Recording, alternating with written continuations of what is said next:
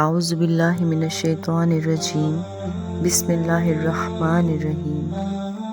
آپ صلی اللہ علیہ وآلہ وسلم فرماتے تھے کہ اللہ علم کو اس طرح نہیں اٹھا لے گا کہ اس کو بندوں سے چھین لے، بلکہ وہ پختہ کار علماء کو موت دے کر علم کو اٹھائے گا، حتیٰ کہ جب کوئی عالم باقی نہیں رہے گا تو لوگ جاہلوں کو سردار بنا لیں گے، ان سے سوالات کیے جائیں گے اور وہ بغیر علم کے جواب دیں گے، اس لیے خود بھی گمراہ ہوں گے اور لوگوں کو بھی گمراہ کریں گے۔